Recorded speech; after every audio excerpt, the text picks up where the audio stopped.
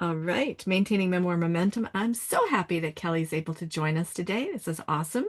Kelly is going to be a valuable part of this group because Kelly and I have been coaching each other, and she has amazing eyes to be able to see what a scene needs. And what I was saying earlier is that we can see that in each other, and sometimes we're blind to our own because we know our stuff. We know our stories, our memories.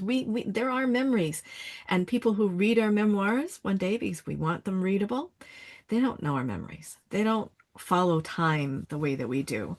So again, just a little bit of a review, and Kelly, catch me if I forget anything, but a scene needs conflict, called an event or whatever, but it needs conflict in that event.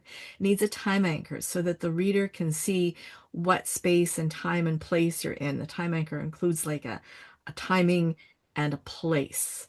And then it needs those points that you want to make, that you want to make them invisible. The point you want to make so that the reader gets an epiphany, an aha. That's what we call those universal truths for memoir that makes memoir work.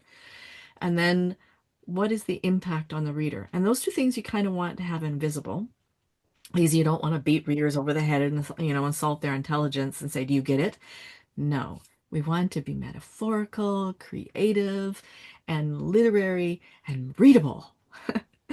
And then the other 2 points are the last one is, and this one for sure has to be invisible because that's our transition. Remember, we talked about memoirs are transition heavy is that, and because of that, then this happened. And so we want to blend in our transition. Okay, so we're going to do some talking about that. I've asked people to bring homework today. So Kelly, you get to share a scene today. So that we're going to, that's what we're doing today because this is maintaining memoir momentum. And I think you might have known or met Wanda before, but Wanda is not writing memoir. She's a fiction writer. But every now and then a memoir thing sneaks out that's not going anywhere beyond our privileged ears. And oh man, it's good stuff. It's really good stuff. So, Yeah, thank you. I'm not going to show a scene today because I'm working on my thing for tonight still, but my workshop for tonight. But yes, I will. I want to hear what's going on. yeah, okay. Well, so Okay. who brought a scene or can pull up a scene? Because and I'll just send Virginia a quick message while somebody's getting one ready, because I know she's coming, but she might have lost track of time. The things we do for sisters. Hmm. Mm. Which And is what we do for love. yeah, Hmm. and what we do for love. Oops. All right. Nope. Okay. Okay. All right. So, Yes. Oh, if there's a minute, I was trying to find that timeline document, and I think I found where I could request access to it. So I've done that in Canva. Um, oh, okay. And cat. Oh, right. The picture that I did, and you had to yeah, because access. I'm still playing with that timeline. You said for homework I was looking at doing that, but Yeah. Okay. Well, then it should be there in my Canva. You know what? Here's my pink pen. This is my homework when, we're together. So, Jacqueline, see if the link is there and that you can copy that. Jacqueline Canva timeline link. Okay. So anyway, if you don't have a scene ready, then you can, talk about what you might have questions about the scene. So, Marianne, you've usually got some stuff ready because I know you got lots of stuff. I do. Um, can you go to someone else and I'll pull something up? Yes, I can. Jacqueline, what have you been able to start anything else, or have you just been really, really busy with the Wallace Stegner? I continue. Maybe I could use. I don't know if it's fair to use my time this way or not, but well, I'm about to be gone for 2 more weeks, and although I'll attend some things next week, but I'm finding myself right now really not getting any time to do anything in between, and then that's discouraging, right? Oh, Because then arguably I could best use my time right now writing. yeah. Although Wednesday when I didn't come, I was just catching up, like just kind of yeah. So I feel disappointed, Yeah. but. Well, okay, let's talk about that for a minute and to not be so hard on yourself because the war of art, there's sometimes resistance. I don't think it's that with you because you know what? Mm-mm. Marriage, death, moving are in the top three stresses.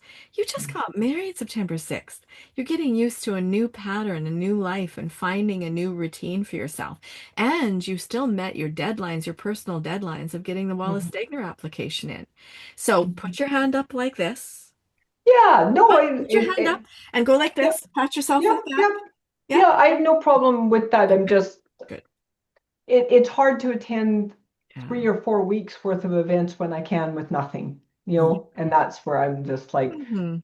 again, I have nothing, right? But the last time, like, it was very helpful getting some input on my story for sure, like my idea of the story. I just don't have anything this time. Yep. Okay. All So right.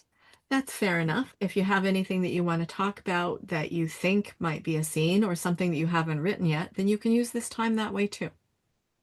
Can I just say that, and it's since I just got married a few years ago, that what's that old myth where they tie the woman up on the rocks? And it's an old Greek myth, and that's the equivalent of getting married. You're tied up to the rocks, and your whole life is going away as you knew it. And so you just, I'll have to find that.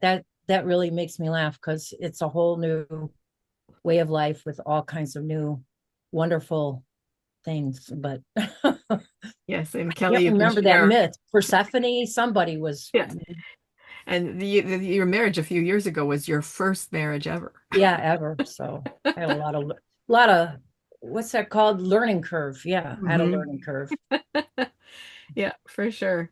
All right. Well, Wanda, I think you've probably got something that we can definitely look at with all of our creative aspects of fiction and stuff. So what do you want to talk about today Okay. and use this time for?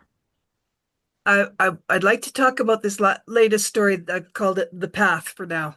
Um, because again, we solved the ending, we got that part fixed, but the whole story, I love the story. I like most of how it's written, but I'm just feeling, yeah.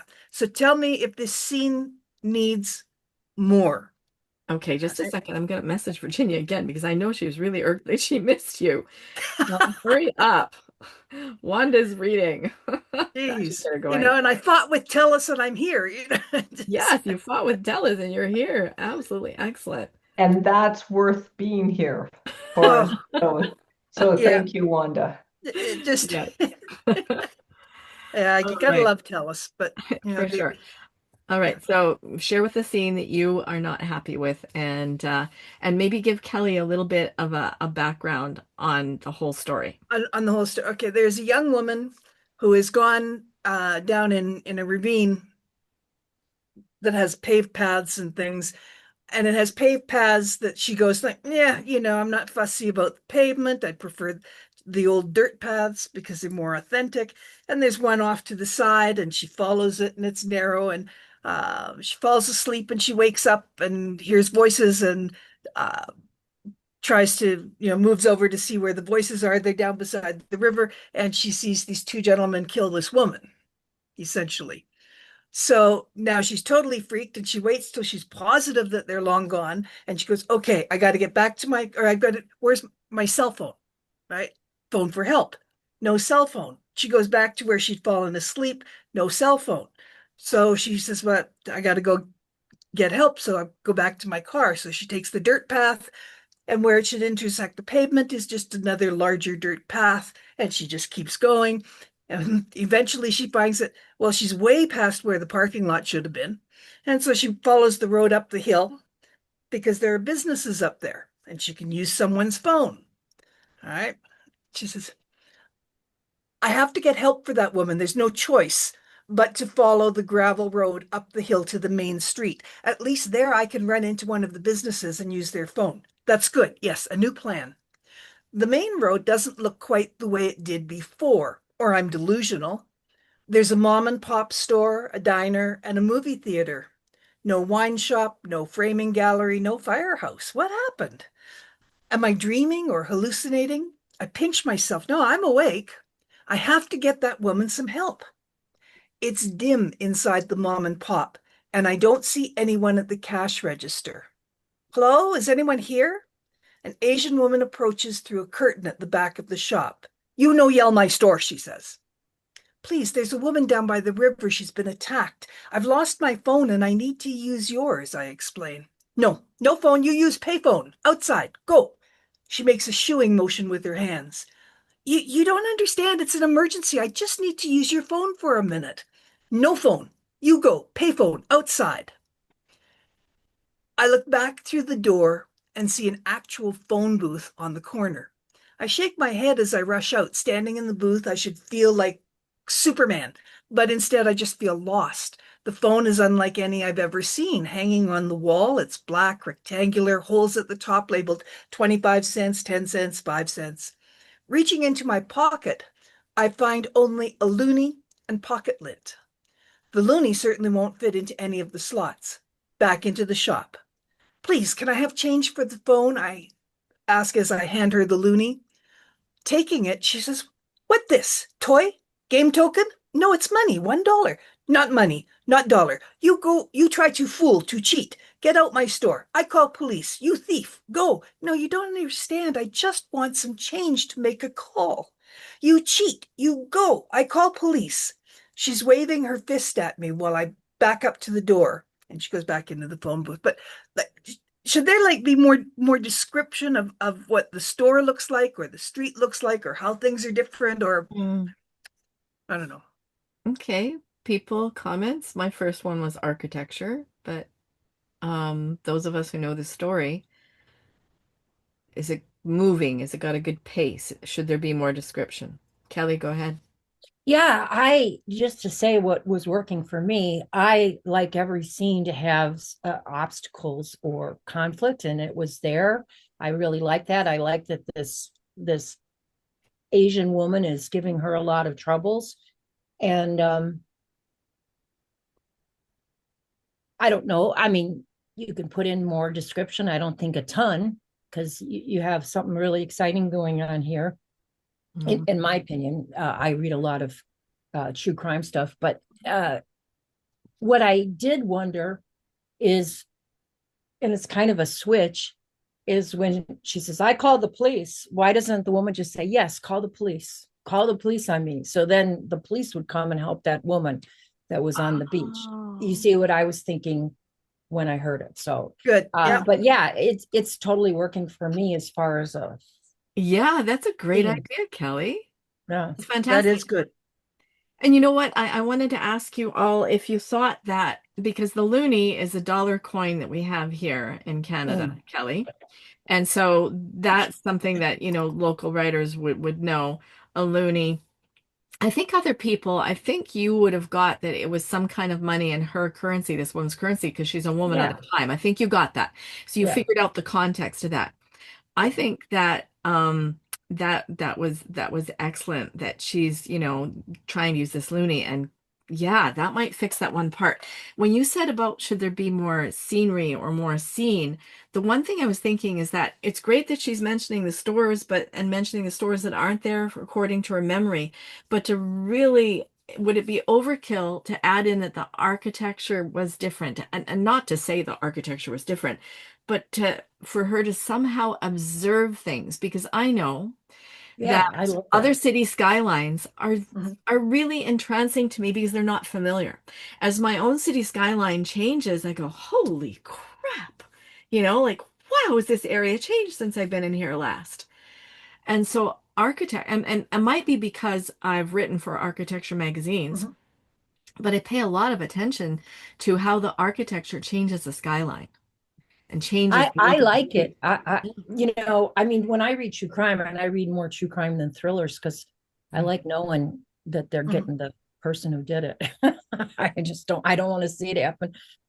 But yeah, they take time to talk about the city. They take time to tell everything, but do they do it right in the middle of the scene? Maybe before or after for me, you see, because it's like, when the action's happening, I don't want too much scenery in there. I don't want the description. But it seems like there's a comic tone to this. Is that correct? The loonie? No, the loonie is just what we call our dollar coin. It might be a comic tone there. Well, I think it is kind of fun, you know, I mean, and I think mystery and thrillers should be fun, and the way the woman talks and all of that. And yeah, Mhm. so I was like, Yeah. okay, I'm there. Yeah. I'm going with you. Yeah. It wasn't Rusty, boring. Yeah. Um, what if I added, she's a movie theater, which she wasn't there before, and she reads the name of the film on the marquee, Yes. Yes, that's and what I was that'll going to say put about the Looney anchor because the new yeah. time. Yes, that's right. Because that will be a great way to anchor the time is to put an older movie on the screen and go, wow, retro movie theater Yeah. or something. That could be really a subtle way to do that. And one of the things I forgot I wanted to say about the Looney was that the Looney is a great way to tell us, the characters, that, I mean, the readers, that this is out of time because the woman thinks it's junk, it's garbage. And I love Kelly's idea that that's when she's, go ahead, call the police. I'm not leaving, Yeah. not leaving because she wants to find help for the woman that's been murdered in the ravine. Yeah. Uh, yeah. So Caroline, go ahead. Um, yeah, I was also thinking that before she sees the woman, you could have her scan, like see something in the aisle or the cooler that is like an old version. So like the old Coke or, whatever, a different type of milk bottle, and that kind of startles her. I could put that row of penny candy in front of the cash register that they used to have in the corner stores. You Uh-huh. remember that? Yes. That would work. Yeah, Yeah. that would work. And the other thing that I have a question is that the woman, I had a little reaction to the store owner getting angry with her so quickly. And I was wondering if there's something that you could say about, I don't remember from before whether she, after she got up from her rest in the woods, whether she's very disheveled or whatever. Mhm. But Oh, because that's why I'm thinking someone would react that way, where so I'm yeah. Yeah, that's she's something that, disheveled and she's distraught. She just saw a woman get stabbed, and so yeah, she's gone for the phone, and nothing has been quite the way Yeah. she left it.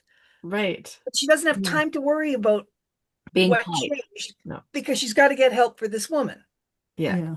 So Because I just was wondering why the store owner would get that angry that quickly, unless she saw someone who she thought looked funny or Yeah. looked slightly So off. So that Caroline, was then my only point. you're suggesting to Wanda that we see a description from the storekeeper's point of view of what this woman looks like.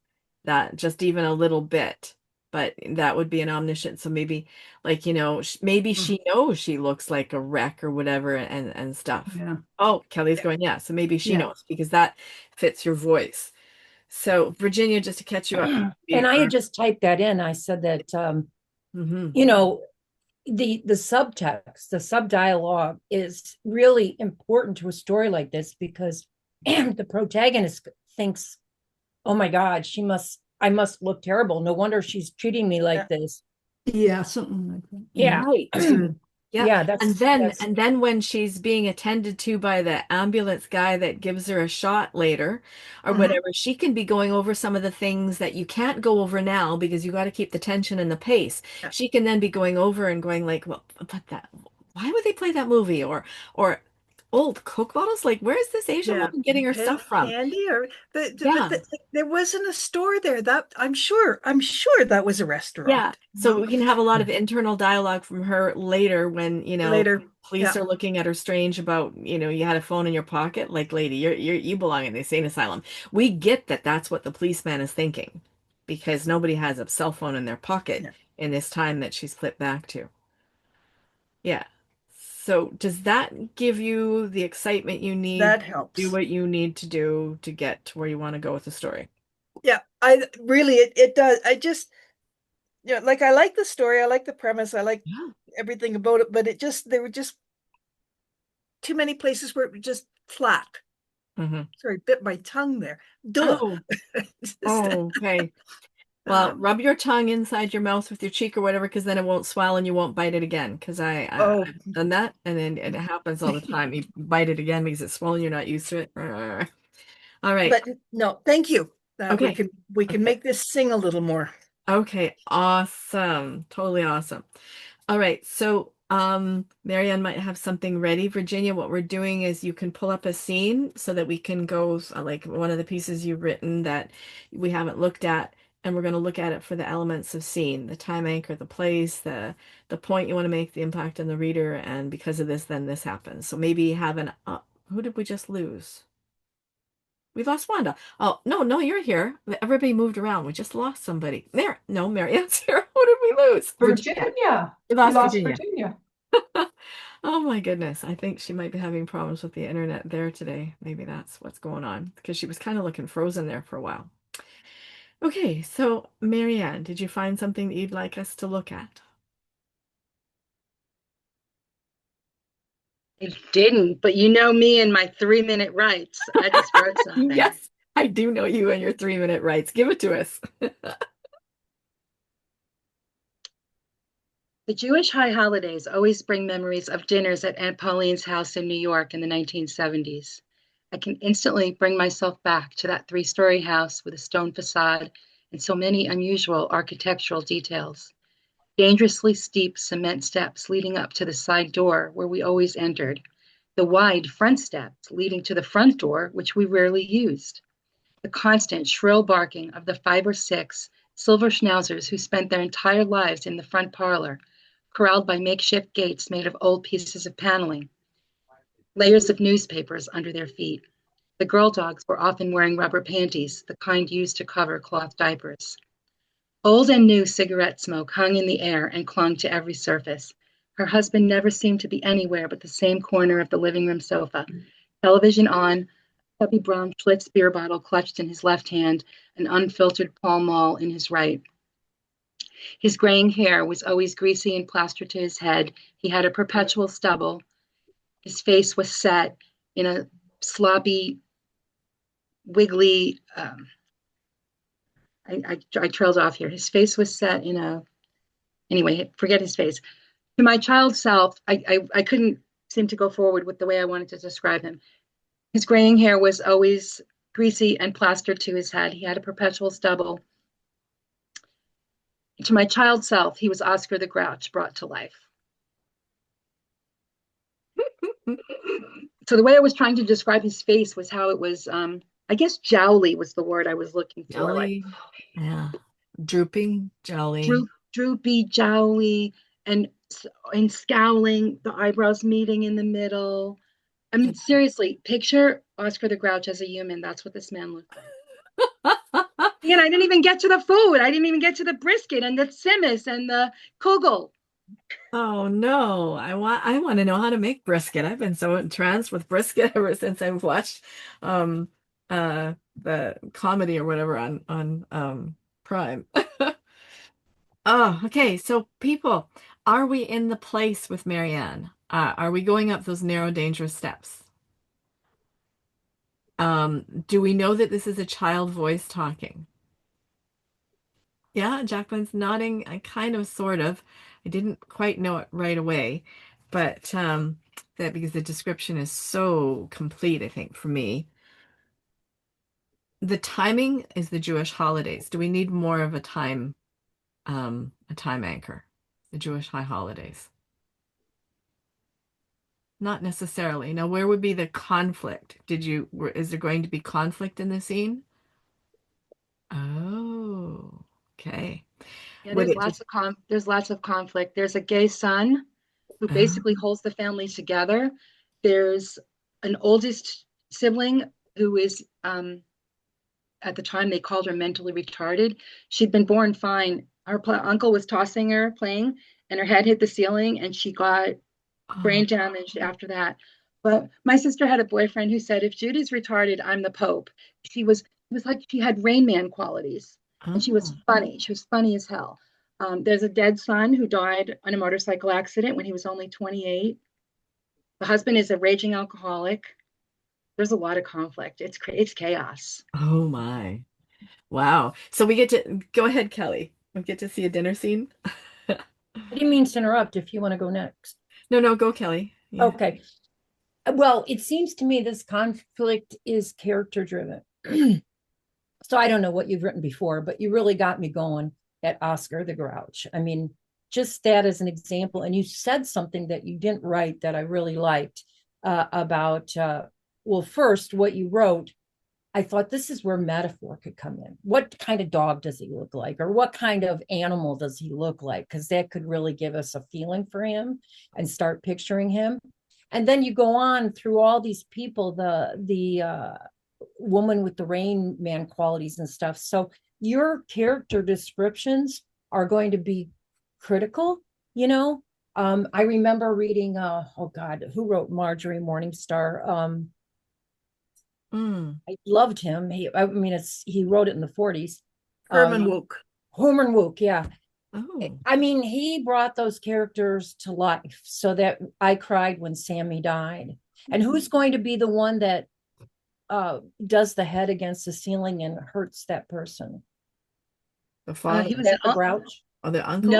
no, it was actually the brother of the mother of the family. It was Oh. the Gotcha. brother, and he, I don't know if it was for that or other reasons, but he was never seen or heard from again, even though he lived in the same town.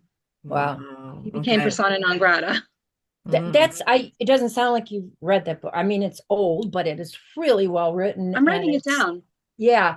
Herman Wouk, it was my favorite story growing up because Marjorie Morningstar, and they actually made a film about it in the 50s. It's old, with Natalie Wood and Gene Mm. Kelly. But what I liked about it was how they described the family dinners, how they described the culture of the Jewish culture. I'm not Jewish, but I'm not that was either. where, oh, okay, well, I'm not either. that's I'm where I fell Italian. in. I'm You're Italian, but Italian. Well, my mom had two Jewish best friends, and my aunt married a Jewish man. And if you grow up in New York, you're either Jewish or Italian, or there's a lot of crossover. yeah. Well, I didn't. And so that was how Marjorie Morningstar takes place in New York. Wow. And it is where I fell in love with that culture and the whole way of being. And I mean, she was my favorite character. So it might be interesting. And the way they did family dinners and things like that, that's not easy. And you've done a good job of starting to introduce the characters for me. Mhm. Thanks. I'm Yeah. coming alive. I'm going, oh, okay, I'm getting excited about this. So I would just look for when does she introduce a character? When they're going to do something? Or does she take you? If you read Herman Wouk, it's a little old fashioned writing, but he takes a while to introduce a character. So any less time for insignificant characters. So it might actually give you some technique. I haven't written a scene like that, but it might So give you more some about technique. setting the scene first with description and everything, and then the characters come in. I don't know. Look at how he's doing it, and then you can make your own decisions of how you want to do it. I mean, Yeah. that's why you're God of your story. But It's actually yeah, helpful for me in general with everything that I've written so far. I feel like I mm, can go back and look at it and Mhm. say, have I set the scene enough? Have I have the time anchors and all that before I start talking about the people? oh my Yeah. God! Now you're Cool. making me want to read that book again, and I don't have time. So I no. don't either, but I wrote it down and I'll Okay, just read the good. cliff notes. Oh, Yeah. I'll Herman Wouk is a wonderful writer. Yeah, for I sure. remember my mom reading The Winds of War. Yeah, Yeah. I mean, the only thing they did that well, we still do in more historical novels is they take a little more time to describe things than say people do today. Please, So, I'm an Edith Wharton and Henry James fan. You want to okay, talk so you, description?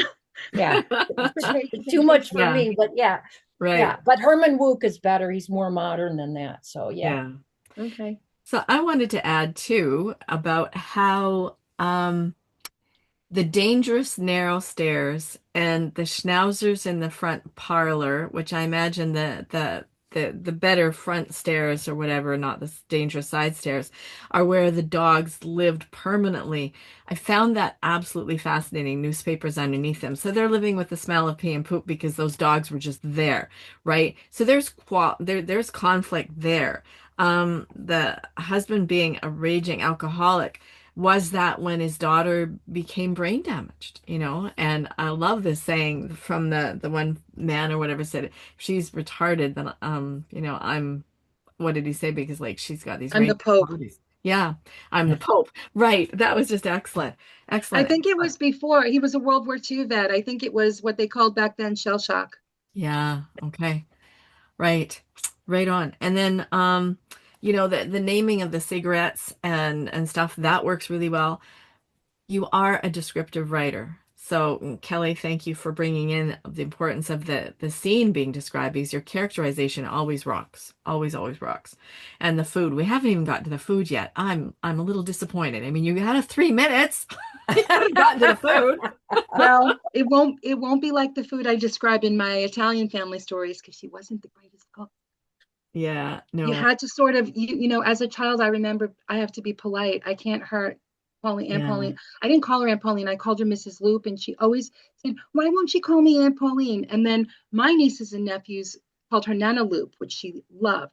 So I think of her as Aunt Pauline and Nana Loop, even though to me she was always Mrs. Loop. See, the way you're talking right now is what I call subjective writing. And Yeah. I don't know, Rusty, if you've taught that yet, but subjective versus objective. The descriptions and what is happening is all objective writing, but Mm. it's just like what we were saying with Wanda. What is your main character, even though she's young, thinking inside? And the way you just said things, I'd go back on the recording and put some of the things you're saying you're leaving out of the writing, but just Okay. add them on. Yeah, Well, exactly.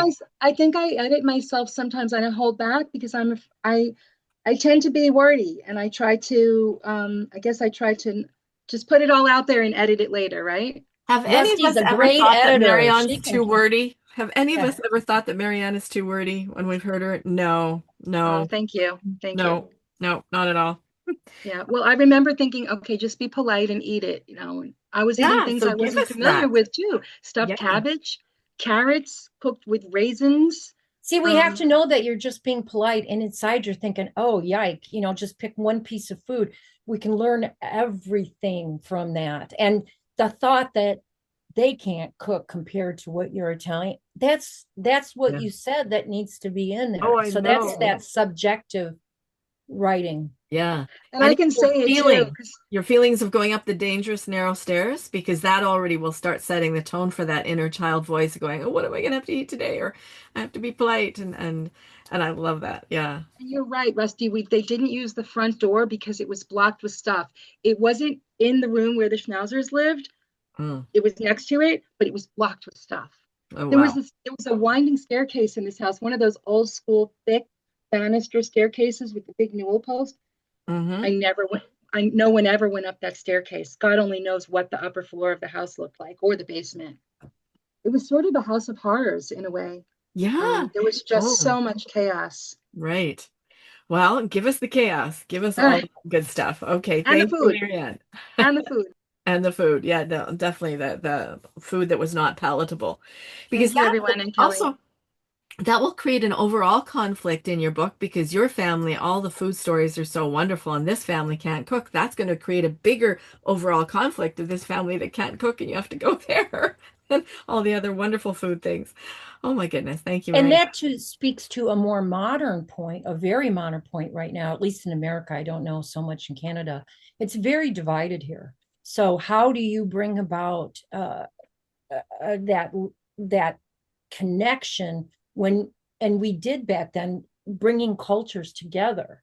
Have we forgotten how to do that? Well, no, because or maybe we have, but you can give an example of how do you go about. I love what you're saying, Rusty, about the division and how do you bring it together. That's a very modern story right now. That's Yeah. such a great point. And I have my own family story with that because my father's family did not want the baby of the family to marry a Jewish man who was 22 years older than she was Well, 22 years, a lot. and Yeah. Jewish. And well, yeah, back then that would have been Yeah. a challenge. Yeah. Mm-hmm. Yeah. Okay. Well, Marianne, you've got lots of stuff to do there with that, and oh, we're just waiting for the next sequel for sure. All righty then. Caroline, is there something that you want to share today so that we can look for those qualities of seeing the subjective writing? I don't really have anything. The only thing I've been working on is trying to figure out what I might. I, I was thinking about the structure of memoir and how I might want to uh, write some more a piece about my paternal grandmother now and Mhm. my mother, Mhm. and then Claire, who was my first mother-in-law, Oh, who is my internal mother who oh, has helped me with it through therapy internally, who was my aspiration of the kind of mother I'd want to be. And so I thought of bringing that I might want to structure it with the women in yeah. my life, I who've like been in it. my life. So, but I don't have anything uh, written to bring, but it's an idea. Yeah. Okay. Well, let's bat around that idea for a while. So you've got the piece that you've written about Sophie, and Caroline has done a sculpture of Sophie, a paternal Hmm. great grandmother. And so her memoir, Caroline's talking about having the art and the poetry and the prose, and her prose is all really poetic. And Yeah. so doing that. So then how might you, well, it just if it's not going to steal your energy to write it with one of those women, like the mother that was your eternal mother, your first mother-in-law, where would the Hmm. conflict in that be? Did your first husband not like that you got along with his mother? Did he like it? Was there ever triangulation? Hmm. Conflicted drama? Think about Yeah, I everything. can't see putting conflict in there actually, No. but No. Then we're going to look at hmm, what are the events because um conflict event kind of interchangeable in that a scene has to have an event okay. and quite often I do conflict not with the know event. with I Yeah. do not know with her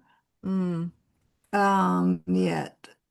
I Yeah. just came up with this idea that I'd maybe write about each of these women in some way Yeah. and relate it to like after the Sophie piece, I might do that short Hmm. piece I did on grieving Okay. about being in pieces, and I've got a sculpture which is in pieces right now, which I was going to put together, but I might only put together partially, and so I could have an image of that, and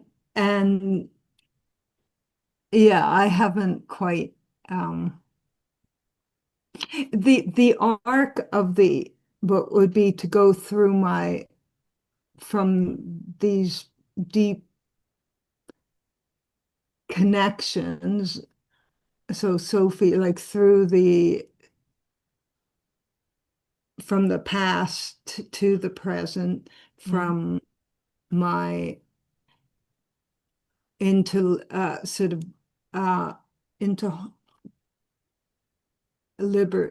being free Yes. and pretty much whole again. Mhm. And so I'm not quite sure yet how I would do that and whether there wouldn't necessarily be conflict within each piece, so though there might be. Hmm. So, What if your biological mother and your mother-in-law, that the conflict is actually when you're in relationship with your first mother-in-law and you decide that that's who you want to be as a mother, that's the type of mother you want to be. And when you're mothering your sons, those conflicts happen. So we get the characterization of each woman, the special impact that they had on your lives. But the conflict shows up in some of the ways that you are talking about yourself as a mother. That could be there. And it could be in the huh. same chapter, it could be separate, but there's bound to be because like all of us say, I'm never going to be like my mother. Have any of us said that? We're never going to be like our mother, and then we find ways that we are like our mother, right? Um, so you were saying that you wanted to be a different kind of mother. Did any of your mother's ways of being creep into Oh, your definitely. yeah, your parenting? Definitely. And the things I was thinking about my mother-in-law, the things that I'm able to do now with my sons, Hmm. I realize are the things that I would have liked to do with them when they were younger, and that my mother-in-law modeled for me. Hmm. And that within my marriage, I Yeah. wasn't able to Right. And so do. there's the internal conflict then. The internal conflict for you is that she modeled this for you, but you couldn't quite do it. So she can be, the generous, beautiful, loving mother model without conflict, but the conflict is internal, your conflict. Anything to add to that, Kelly, what you think? Um, all I was going to say is sometimes, and this may not be the case for you, Caroline, but in my classes, people don't like the idea of conflict with people they love. And so it's really been helpful for us to think, what does each person want in the scene? And then what are the opposing, how are they maybe wanting the same thing, or one wants something different than the other, and Hmm. that's really all conflict is. So I Hmm. don't know if that's helpful. And I heard something the other day that helps is opposing forces. I like the idea of opposing forces. One wants one thing and one wants another. That's my husband and I. We love each other, but incredibly enough, we don't always agree on everything.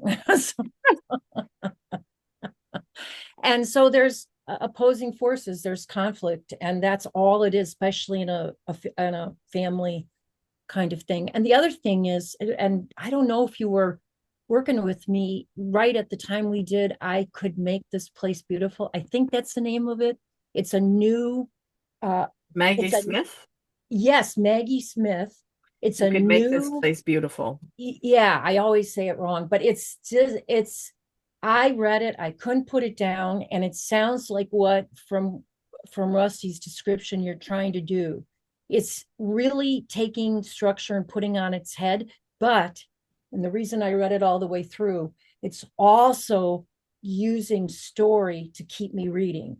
So it's really, for me, the best of both worlds, and it's easy to read. That's another thing that's good. And it's So also a New York Times bestseller memoir, which, yeah, you pay attention to What's it those New York called? Times I you could could make this make this place place beautiful. beautiful. Yeah. I can read. Okay. Maggie Smith. Thank you. Yeah, you're welcome. All right. Yeah. Thank you, Caroline, for talking that out. I think that was valuable for all of us. Did you get some ideas or some feelings about that for you?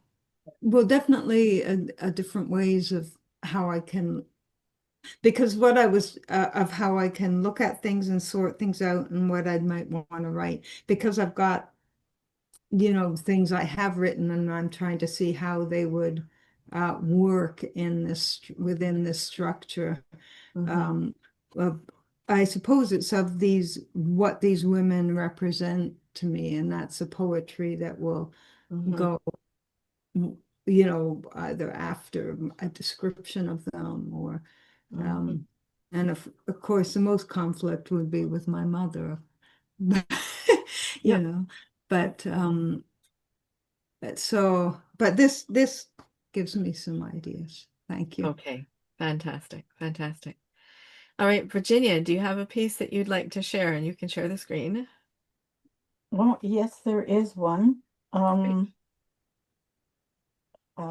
If it is too long, you'll have to stop me. Okay, where's that share button? I can't see it. Must be under more.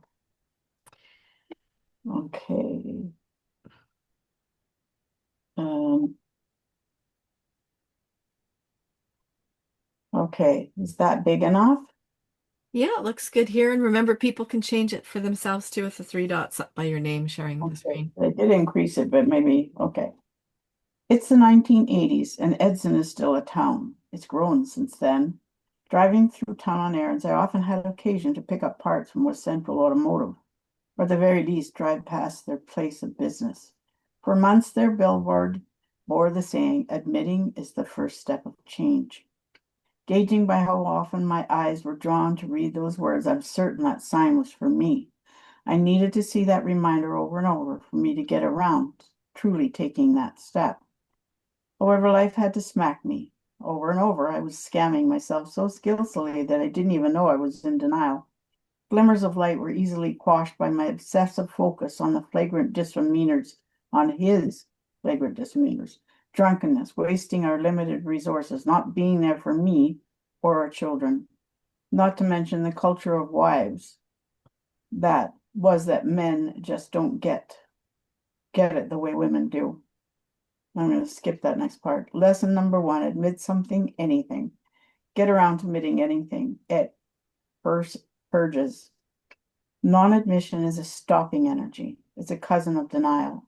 It has 2 more cousins, limbo and backsliding. I prefer the word admission over admitting. By contrast, the word admission gives the sense of gaining admission to a new place. Gaining entrance, I guess I could change it to. Admitting something, anything, is a forward-moving energy. Its cousin is response-able. First of all, it grants us entry into the realm of accountability, which is the doorway to change. One admission I came to by chance, by the grace of God, happened when I took on the challenge of helping my husband in his struggle with alcohol. My search for information started with gathering pamphlets from the Alberta Alcohol and Drug Commission of Alberta, ADAC. The agency counselor recommended Al-Anon. I bundled up my 2-month-old nursing baby and placed her on the seat next to me. No seat belts back in those days. And in -20 weather, drove the 17 miles to town, found the back door of the Roman Catholic manse to attend my first meeting. There I learned I was to let go, trying to change the alcoholic. Chanting these words, I admit I am powerless over alcohol. Notice that word, admit. They were difficult concepts to understand, like alcoholism is a disease and we need to detach. What the hell did that mean? And if and when I actually came to an understanding of such an obtuse concept, how do I act on that? What does installing detachment look like in behavioral terms? Did everything have to be a mystery? Next, I explored the internet of the 70s, the local library. Off I went.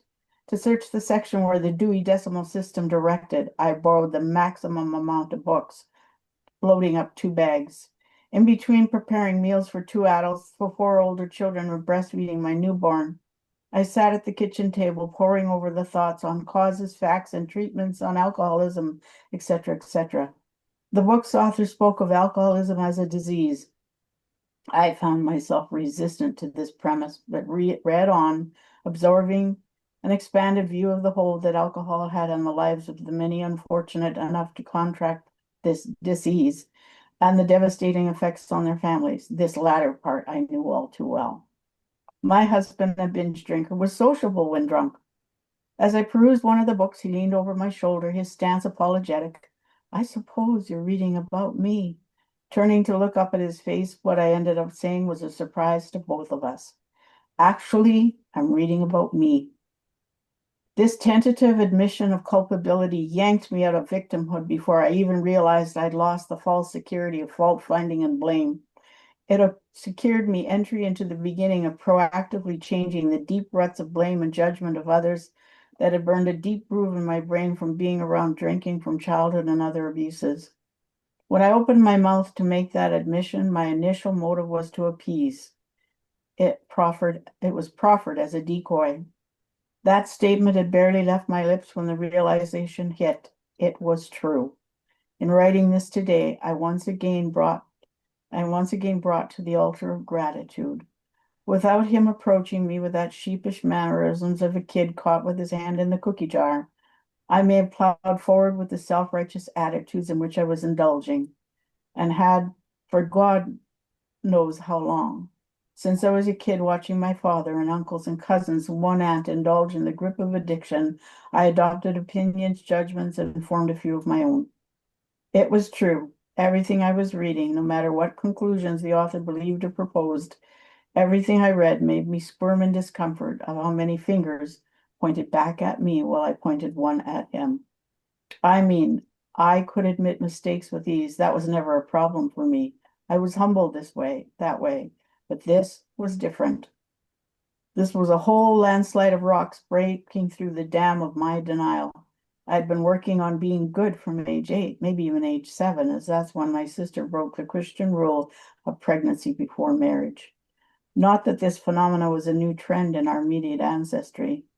My sister was in our parents' wedding picture, hidden, or not so hidden, under the bouquet resting in front of our mother's belly.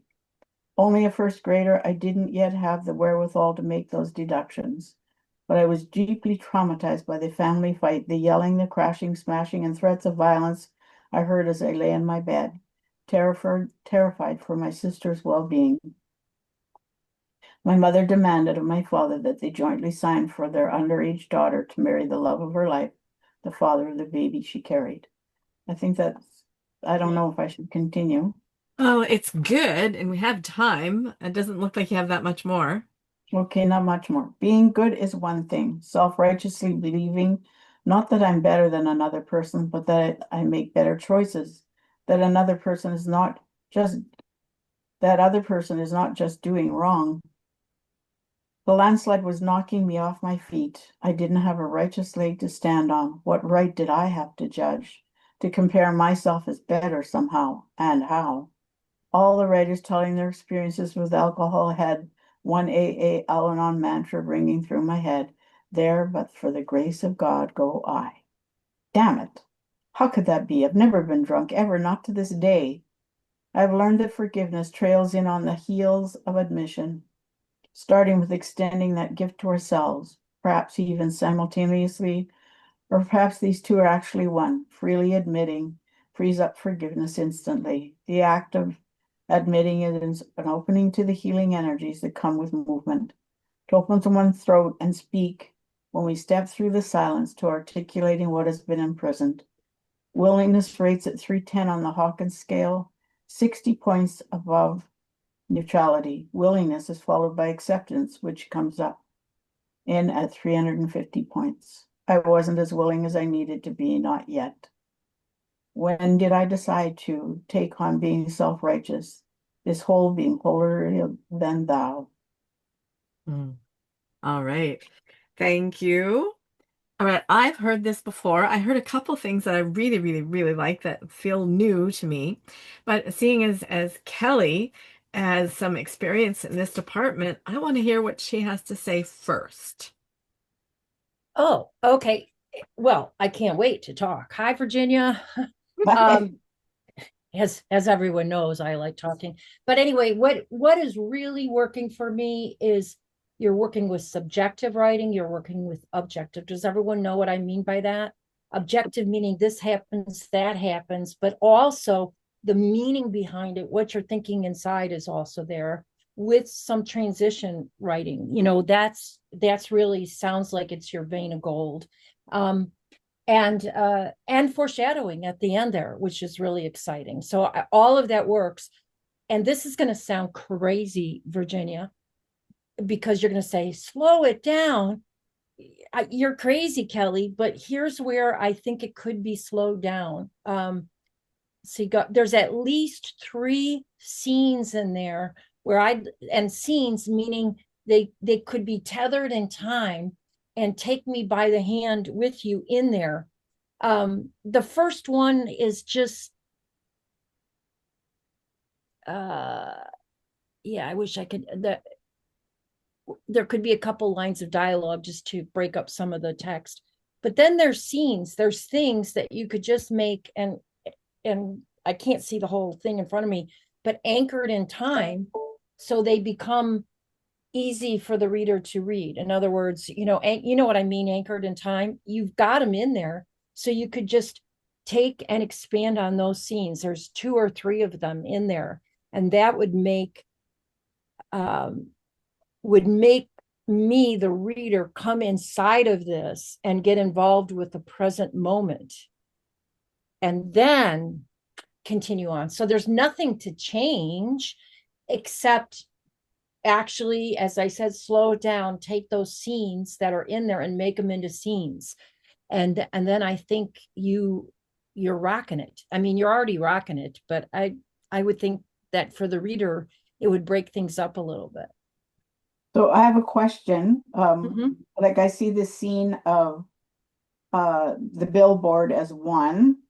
Well, show it to me. Yeah. Well, the billboard here, the West Central billboard, reading that admitting is the first step of change. That's And actually going on inside the character's head, right?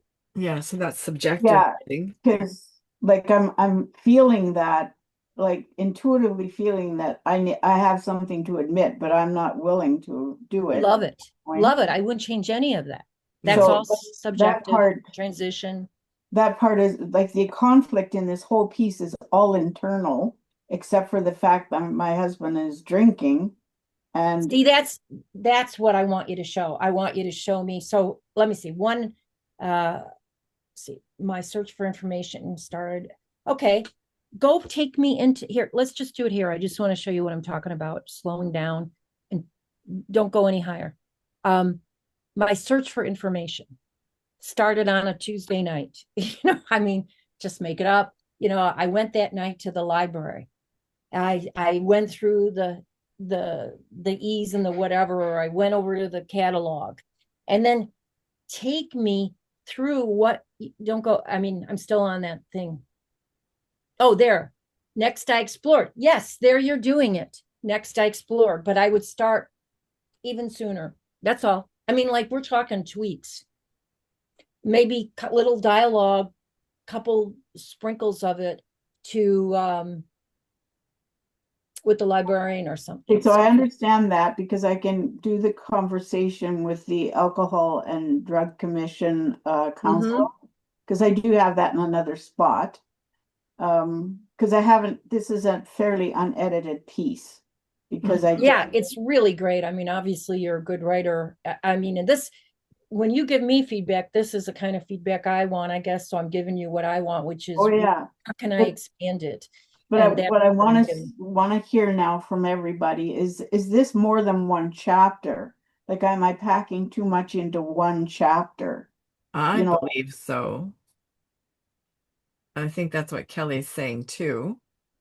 Yeah, I feel like that these can be expanded well, I definitely slightly know that and be the whole thing, separated. Yeah. the whole thing of going to the drug commission, that was a huge piece of Yeah. my turnaround. Mm-hmm. Because when I got there, he told me the story about a woman who divorced an alcoholic and ended up marrying another and divorced that one and married another. She did it 7 times. And he told me this story, and I sat there and I said, well, I've already done it twice, and this will be my last. And like that's what I said to him. So Yeah. I can add that in, Mm-hmm. And you that's the know. dialogue that Kelly was talking about. That would really be fantastic in that bit. Yes, so I guess like if I have to separate the scenes, do I separate them into chapters or just expand on them inside one chapter? Because it does have one theme here. It's me admitting uh my stuff, but also how I got there was all of these various pieces. Yeah, like the flashback to when you were scared and traumatized by the yelling and the smashing and the banging of when Charlotte was pregnant. That's a scene that, but it's also a flashback. And the way that I remember Wendy Dale talking about flashbacks is flashbacks have to have a purpose, and they kind of often be the transition thing because of that, then this happened. So it's part of the transition now, whether or not that would go earlier or later, that might be something to think about where that's going to go. Um, Well, I actually glitched when I was reading it when I got to this because the transition isn't strong. Because mhm, really the transition here was based on the quote, which is forgiveness. yeah. And the whole thing takes me back to where I felt forgiveness was in order. I was only seven, barely, I mean, eight, barely eight, wasn't Right. yet when Yeah. all this happened. I was And wondering if you were writing this for your forgiveness book and then it went off into the mm, rest of these realms. So this oh, might be this is before that. So this yeah. part probably doesn't fit here unless I can see a stronger transition, so I would take it out. Like I said, it's definitely not been edited. It was written to a quote and it's got little bits of edits to the particular. Is this memoir, Virginia? It is memoir, but my memoir is a memoir plus, as Rusty calls it, because I've done all my work on all of this, and my book is about wanting to give people my story to see how I got where I got, and then um, bring out what I did to get there, like parts of that. So I don't know how it's all going to take shape. I think that's your, and because I of this, yeah. and because of this, because then that's where the plus comes in, and because of this, and then your tools will maybe come in. Maybe. Kelly, you were going to say something. I'm just going to say I agree with Carolyn. I think this is 3 or 4 chapters in a memoir. But if you are just writing a book like a prescriptive book only, then no. But if you're writing memoir, we can easily do 3 or 4 chapters here if you expand some of the scenes. And I'm actually tonight I'm using we can do it, Rusty, in a class of yours at some point. You might want to do it. Is I'm taking parts of Eat, Pray, Love and showing the difference between the scenes and the whatever and what makes that so readable. And you're like there, and it would be so easy for you. But maybe if you can see how to do it, you'd go, oh, I can do that really quick. And it would just slow it all down and give us time to digest and be there with you a little bit more. And so if you are writing memoir, I would, and I said it sounds crazy, slow it down, like go inside a scene more, even more of what you're already doing. Kelly is a good description of what I say, that readers are greedy. We want more. Yeah. Well, I'm greedy, Virginia. I want to know this whole thing. I want to see you. I get that. I know I can expand on this and divide it, like Caroline saying, into various chapters. No problem. Like, this all just came to me, and these are good. This is good feedback on how to make this. But are you talking prescriptive memoir or is prescriptive? Well, that's what I was asking you, because I don't know if it's memoir. You want to show how you did something so they can learn from it. I think you're doing that. And for the memoir part of it, I would simply expand the showing of the scenes, like, showing. You're doing a lot of great telling in terms of the subjective, the transitions. And so tiny bit more showing in the scenes is why I say it could be 3 or 4 chapters. Okay, I'm going to do it. All right. Awesome. And if Rusty, or I don't know if you're coming tonight, Rusty, but I'll show you what I'm working with on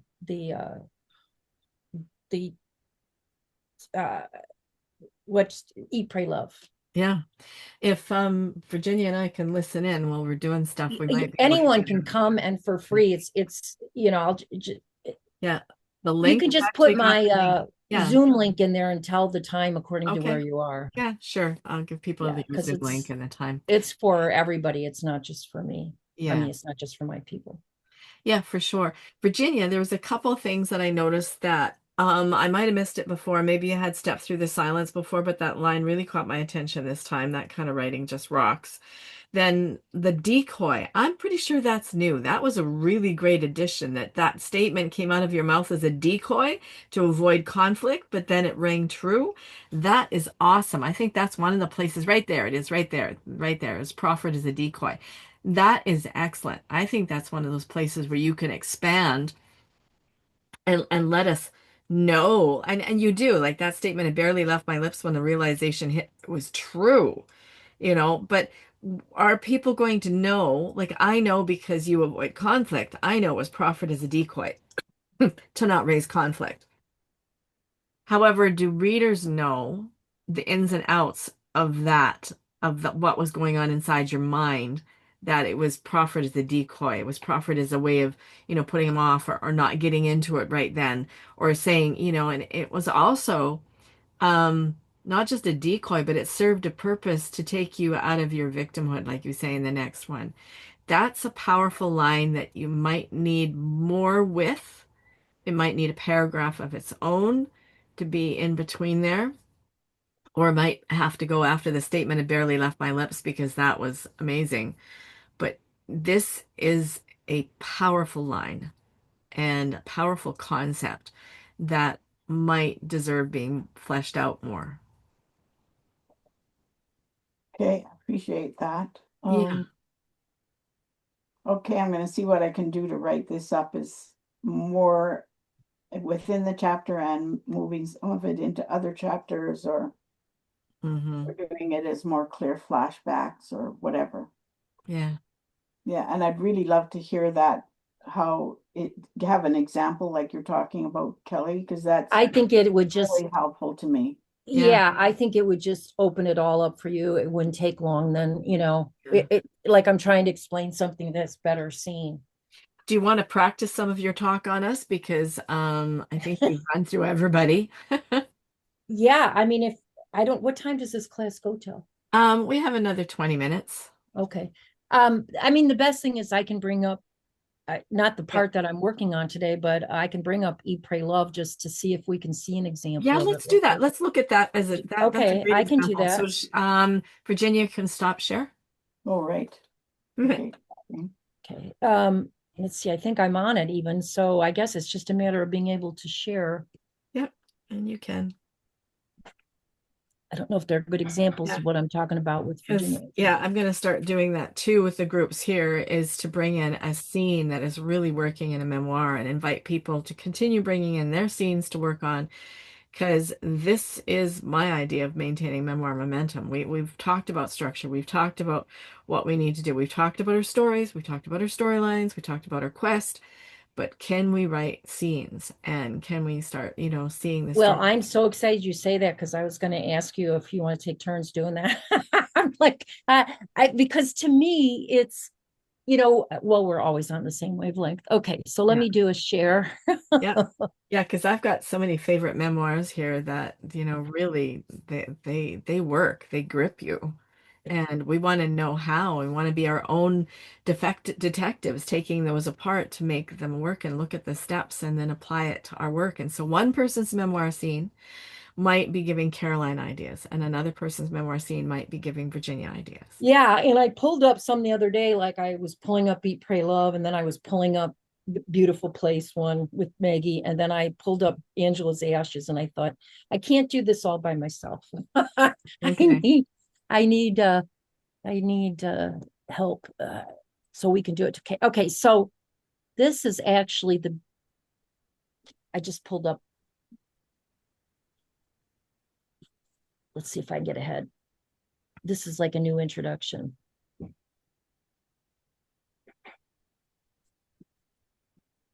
Where does it start?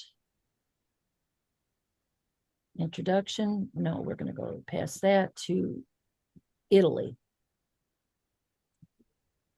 Okay, maybe some other people want to do the reading and we can look at what scene is and whatever. I mean, I don't know. I haven't done this yet, so I'll look at it as we go and you guys can help me guess. All right. Does anyone want to read this? Okay, go, Marianne. Oh, I'm trying to. Do you see all the people in front of that, or is it showing? Is the page showing? No, I don't see the people. We see the page. Marianne. Okay, good. Yeah, Oh. and I'm Stop getting moving ready it around, Kelly. I think here we go. I can, well, I move it. I know how to move it myself. I don't know if everybody does that. You just tap the Yeah. little circle. You can Yeah. change your view. Okay. Oh, I wish Giovanni would kiss me. Oh, but there are so many reasons why this would be a terrible idea. To begin with, Giovanni is 10 years younger than I am, and, like most Italian guys in their 20s, he still lives with his mother. These facts alone make him an unlikely romantic partner for me, given that I am a professional American woman in my mid-30s who has just come through a failed marriage and a devastating and terminal divorce, followed immediately by a passionate love affair that ended in sickening heartbreak. This loss upon loss has left me feeling sad and brittle and about 7,000 years old. Purely as a matter of principle, I wouldn't inflict my sorry, busted up old self on the lovely, unsullied Giovanni. Not to mention that I have finally arrived at that age where a woman starts to question whether the wisest way to get over the loss of one beautiful, brown-eyed young man is indeed to promptly invite another one into her bed. This is why I have been alone for many months now. This is why, in fact, I have decided to spend this entire year in celibacy. To which the savvy observer might inquire, then why did you come to Italy? To which I can only reply, especially when looking across the table at handsome Giovanni, excellent question. Giovanni is my tandem exchange partner. That sounds like an innuendo, but unfortunately, is there more? Is that it? No, Oh, let's keep going. but unfortunately, it's not. All it really means is that we meet a few evenings a week here in Rome to practice each other's languages. We speak first in Italian, and he is patient with me. Then we speak in English, and I am patient with him. I discovered Giovanni a few weeks after I'd arrived in Rome, thanks to that big internet cafe at the Piazza Barberini, across the street from that fountain with the sculpture of the sexy merman blowing into his conch shell. He, Giovanni that is, not the merman, had posted a flyer on the bulletin board explaining that a native Italian speaker was seeking a native English speaker for conversational language practice. Right beside his appeal was another flyer with the same request, word for word identical in every way, right down to the typeface. The only difference was the contact information. Let's just stop there for just a second. Have you seen a scene yet? Would be my question. Oh yeah, I have. How so? Show me where. Um, It was a trick question. yeah, no, it's a good question. I see the scene. I first see the scene. Come on, calm down. I'm trying to There's figure out. one reason, I'm not and sure. just to I'm not. untrick you for a second, there's one reason it is not yet a scene. We're going to look for one in this chapter. Oh, okay. I was going to say, I don't. Can I say? Yeah. Go ahead. I don't see a scene. I see the setup for a scene coming. Yes. There's allusion Yes. to little partial scenes that are coming, but I don't see a scene yet. Why? What Well, specifically because she's is talking missing? about sitting down with Giovanni. She's talking about the divorce. She's talking about the things that preceded the scene that's coming up. Yes. And what is missing? How we know it's not actually a scene yet? It feels like a scene. I would have said it was before. When she Well, says she's looking into his big brown eyes across the table, to me, that was when I felt the scene. I know, and that's why I would have thought it was too. But what's missing that says she hasn't yet gotten to a No scene? real conversation. There's no real. Dialogue? Is that it? Dialogue? One thing, and it's not fair to all of you, but I'm going to say it so this way you'll No, remember. wait, let us think. Let us think. Okay. One thing is missing. Not that this isn't good writing, just like Virginia's good writing. And one thing is missing. Well, she's doing a lot of subjective thinking about all of this stuff that's touched her life, that love affair in between the divorce and now Giovanni, and I'm going to be celibate for a year. Like she's really setting up us for a scene because the conflict is, do I let myself go? It's all narrative. Okay. I would just call it narrative. It is taking us through a lot of time in a very short period of time. Right. But no scenes. Okay. And so Virginia's actually right. It's just narrative. Sometimes we tell and we want to catch readers up to where we're going in the book. And it doesn't have the one thing though. And anyone still guess it? His voice? His input? You're getting closer. What It doesn't have what I would say is presence. And why? Because, and Rusty knows this, it doesn't have a time anchor. Yeah. A time anchor is not what this is. This is narrative. It just catches us up. It explains, it tells us a lot of stuff. A time anchor says on Tuesday afternoon, on this particular time, and you have a couple time anchors in yours, Virginia. So let's just see if we can find one here. No time anchor. By the middle Still doing narrative. There it is, by the middle of November. If you back up to the page before, we meet a few evenings a week here in Rome. That's time and place. Sort of. Nope. Again, it has to be one specific time. Okay. She's still saying what the general story is. Okay, but yes, you're close. Now by the middle of November, someone just said? Yeah, Okay, I haven't, she doesn't say by the middle of November, and she does not do it very obviously, but I have become dear buddies. Uh, I have Kind of like that introduced him one to my summer. adorable little Swedish friend Sophie, Yeah. and how they've been sharing their well, no, again, that's still not a time anchor. Let's see. So Because why? It by the doesn't. middle of November is just Oh, talking about again what's happened and Now what it's is yeah. midnight. happening, but not But now it is midnight here. Midnight and foggy. Now, yeah. Yes. Now. Yes, you guys got it. Yeah. Now it So is I don't midnight know and if I, foggy. Giovanni is walking me home to my yeah. apartment through these back streets of Rome, which meander organically around the ancient buildings like bayou streams snaking around shadowy clumps of cypress groves. Now we are at my door. We face each other. He gives me a warm hug. This is an improvement. For the first few weeks, he would only shake my hand. I think if I were to stay in Italy for another 3 years, he might actually get up the juice to kiss me. On the other hand, he might just kiss me right now, tonight, right here by my door.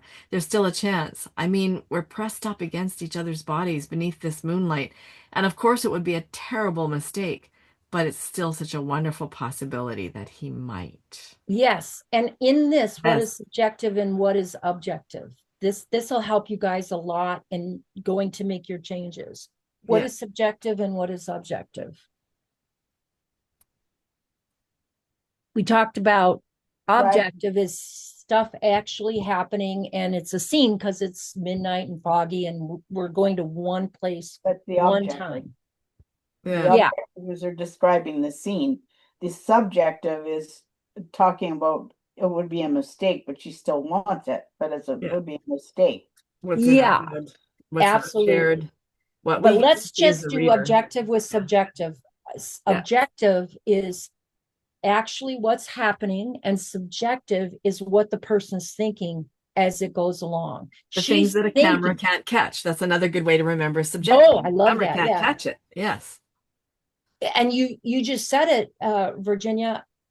It's there's still a chance. I mean, we're pressed up, but she's thinking this inside her head. They're pressed up against each other's bodies. That's actually happening. Mm-hmm. And of course, it would be a terrible mistake. That's going inside her head again. That's what makes memoir so cool. Yeah. And then she goes earlier, she goes, this is an improvement. He gives me a warm hug. That's actually happening at midnight there. This is an improvement. She's thinking in her head for the next few weeks. He would only shake my hand. I think if we were to stay in Italy, which is actually very funny. That's why I love subjective writing too, because your sense of humor comes out. Mm-hmm. Maybe if we stay there for weeks, maybe we finally get enough juice up to kiss me. So the difference is whatever is happening on the midnight, foggy midnight, he's walking her home. It's a specific place and time. It's not all the midnights that he walked her home. It's this one particular midnight he walked her home. Yeah, the first hug Does night. that make sense? Yes, because the middle of November, if we think about that, that almost fooled us that that was a time anchor, but it's not. It's like saying that summer, Yes. that summer that we went to the beach. No, that doesn't give anybody what age you are, who was the we, and what was the weather like, what beach was it, what, summer was it, what age were you? Were you coming of age like that? But no, and now it is midnight and foggy. We know from earlier that he's 10 years younger. We know all of the reasons why she set this subjective writing that this would be a terrible mistake. But being able to see inside her head, like Kelly said, being able to see inside the memoirist's head, readers don't want to stay in the memoirist's head through the whole book. So we need the objective writing. We need the events. That's another way of saying this. If we were just ask a reader to stay in our head the whole time, they'd be throwing the book down and going, well, I'm not reading that book because our heads aren't that interesting. But when we mix actual events with what's happening in our head, that's us making a point. That's us making an impact. So the point Elizabeth Gilbert is making here is that she knows it would be a terrible mistake to kiss this younger man who still lives with his mother after she's come off a terrible divorce and another heartbreak and another this and another that. So we get to say, don't do it, but oh, I know, I'm with you. I would really like the kiss too. I mean, I I actually went to Folk Fest one year, volunteered at Folk Fest, and I said, this year I'm going to neck with somebody. That didn't turn out good, but I made it happen. But if it's in the moment like that, this is only this moment she's thinking this. Yeah, We don't know the next Monday, the next midnight, what no, she's going to do. She's not telling us about 10 midnights. no. She just got us caught up in that. So I agree. I love this. And I would say if I was to make a general rule, really general, if you're writing fiction, you want more scenes and less subjective, Yes, and only if you can get in the character's head in fiction. yeah, And in memoir, you can do more of the subjective writing. And that's what I'm saying, Virginia. I think you have some scenes in there that you could just expand a little, slow it down a little bit so we can be in the yeah. moment with you. Give You us that take us in the exact moment. moment, like whether because Yeah. Tim was born in March, you turned 10 in December. She would have known she was pregnant maybe in the summer, but you talk about around the stove. So it could be, you could be a little bit more descriptive about what was the stove burning? Was it a cold fall evening? That one fall evening, just prior to mom's birthday or whatever, there was this fight It and was stuff. it was early fall, Yeah, early fall. That's what I late thought. summer, early fall. So how did she close that scene? I didn't get to see Oh, it. I didn't, I don't know. Yeah. We're, Want to know how she closes because that I just scene. found it today. I haven't read this in 20 years. Oh, I haven't read it in a long time either, but I love Committed by her. It's all about Really? relationships. Yeah, it's the only one I've liked so far, and I heard her new one is really hard to read. Okay, let's see. Really? Not hard to read, but really Oh. in that it's very painful, hard to read. I don't hear it's Oh. hard. She's a good writer. I mean, Yeah. but I don't know if that's true. What's painful to one is not painful to another. Okay, so can you Oh. guys see it again? Yeah, No. not yet. We want to see Okay, I what's need to do happening. Zoom. Sure. All right. So while you're This getting made that the up, difference in my writing, like yeah, 100%, just to really see this outlined.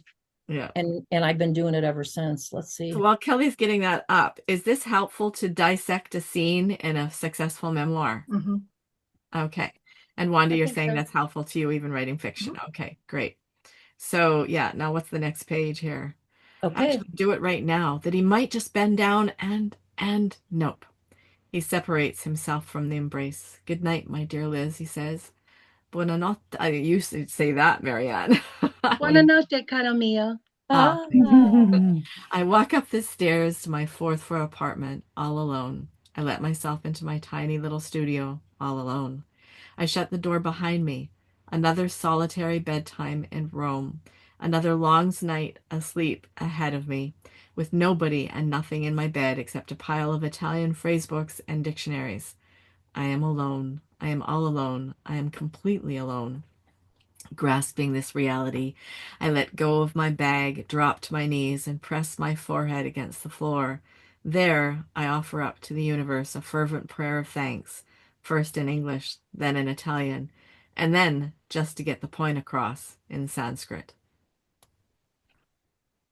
Great.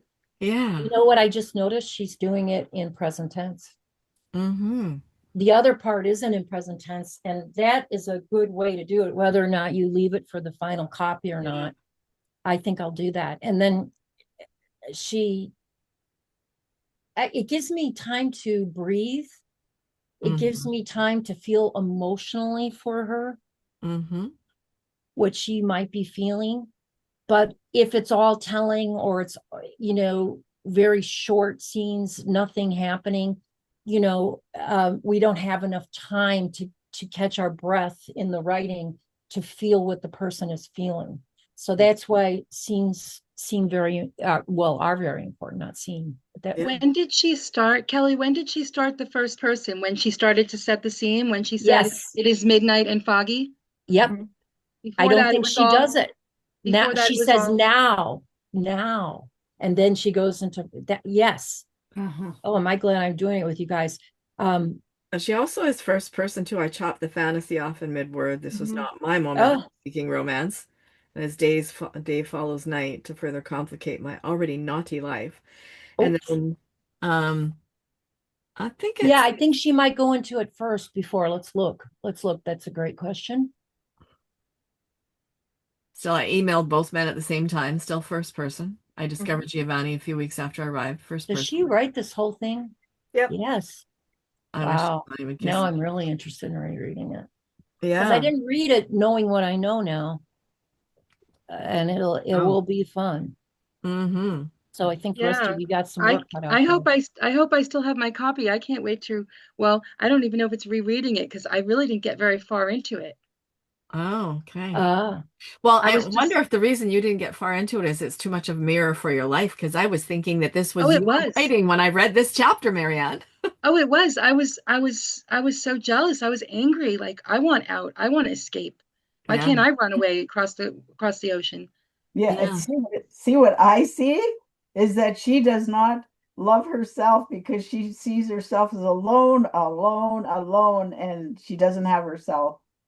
Yeah. She's trying to fill the void of her not being with herself Yeah. with a lover. Yeah, in Virginia, that is a universal mhm. truth for a lot of people who don't love themselves. So it's going to grab those people. And maybe, Marianne, you didn't get into it at the time you read it because either you were in the midst of the stuff and you wanted the freedom that she was giving herself, or you had gotten to a place where you loved yourself and it wouldn't be there. Because I think this book made it big because of the universal pandemic, if you want to say, use that word, of that we have not been really good at being all alone in our own skin in our own beds all by ourselves and feel that we are alone but not lonely. And when Elizabeth repeats that I'm alone, I'm completely alone, I'm all alone type thing, it's a lonely voice. It's not I am comfortable being alone. But I have then she gives guidebooks. thanks. Yeah. But then she gives her prayer of Yeah. thanks in three language, so it seems like she is okay with it. Yeah. She is teaching herself to be okay with it. She is Right. grateful that she is on the path to being okay with it. Okay. But I don't think she's there And yet. oh, you got Not in something this there. scene, not in this scene, she's not there. Yeah. Yeah. And it The does not opposing resonate with me forces. because I'm fine with being alone. Oh, Kelly, you're right. There's the conflict, the opposing There's forces the that opposing forces. She's She's creating fighting inside tension. herself. Yeah. She wants the connection. She wants the physical distraction. She wants the lustful feelings or the sexual feelings, but she also knows that she needs to be celibate. She needs to be alone to be able to get to this place where she is Yeah, going to be able to that's love. totally conflict. Where's that prayer again? I'd like to read her prayer again, the ending of the chapter. Well, and before I go back there, I want to say if you get to the second chapter, we're not going to do it now, but you see where she's working with the the the imposing forces within her and doing flashbacks. So you can actually see how to do a flashback because she tells you she doesn't want to be married anymore. She doesn't want to have a baby. So she's Yeah. flashing back to what she's doing, which was before this trip Mhm. started, she got a divorce. Yeah. So Yeah, yeah. you just Where are had we going to first the prayer, Virginia? no, next page, Yeah, next page. It was you the were prayer. on it. It's right Yeah, there there. it is. Okay. Yeah. I And dropped to my so, knees and pressed my forehead against the floor. That's a humble position. mhm. And offer up to the universe a fervent prayer of thanks.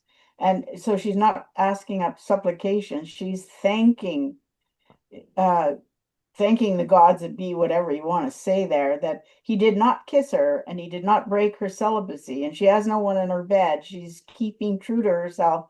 At the same time, she doesn't want to. Yeah. And there's conflict. Like that's Mhm. huge. And that goes to what Caroline, if I say it right, was looking at is the opposing forces can sometimes be the inner conflict within the character you're describing. Yeah, Well, maybe that the internal forces, Caroline, for you, thank you, Kelly, I just got this, is that you felt unfaithful to your mother for wanting to be more like your Oh, mother-in-law. yeah. Mhm. oh yeah, that's a good one. That's a really good one, Caroline. Yeah, so Mhm. there, you just allow I'll yourself think to about meditate that. and see if Mhm. there was any internal dialogue going on at the times, like, because the woman that raised us, or the woman that gave birth to us, has a huge impact on us, and loyalty is kind of built in. Even if you're abandoned by a mother that runs away to a circus at 9 years old, you're going to have some of that stuff going on. Oh, Okay, that's wow, a good Kelly, thing to this was think about. yeah.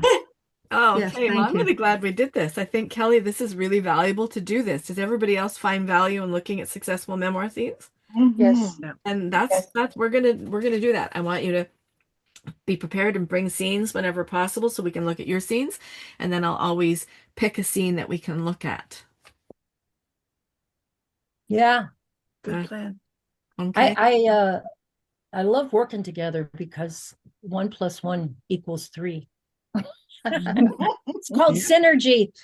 Yep. Yeah, I love Rusty, that Yeah. word. Yeah. Rusty, I don't know exactly what Kelly is presenting tonight, but are you going to send us the link or put it in the chat? Yeah. Because I would Oh, love yes. to. Yes, I I have would the love link to right pop in handy. and One see. second. I think I have the link. Have you heard of everyone here heard of The Artist's Way Oh yeah, I've done it. and writing morning pages? Well, that's how I did that 30 years in LA.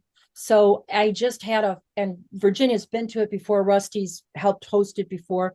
I did a 5-day thing on writing morning pages and getting the most out of them. So this is the workshop that follows up that.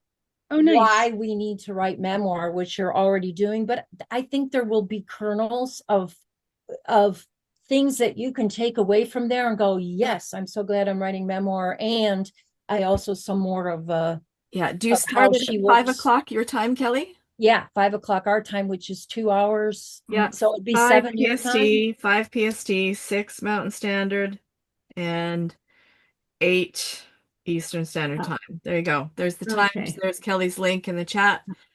And yeah, fabulous. All right. And are you going to be there, Rusty? I'm gonna try. I've invited Virginia over. I need to do supper. I need to do my Friday inspiration boost. I need to get an electrician. I Well, need to Virginia's coming. No. Virginia.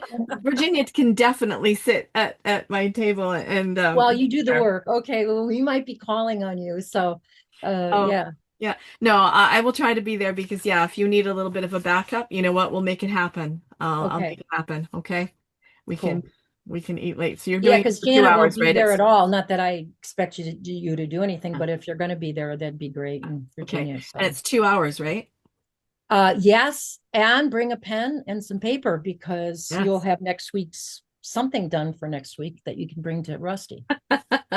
Awesome. All right. Well, join me in I'll thanking try to Kelly for get being there. here today. She's going to join us when she can because she's my backup. I'm her backup. And like she said, 1 + 1 = 3. So now you're getting even more value. Whew. Yeah. And I'm still writing tonight, so I don't even know what I'm going to all do, but it should be good. All right. Well, thank you, everyone.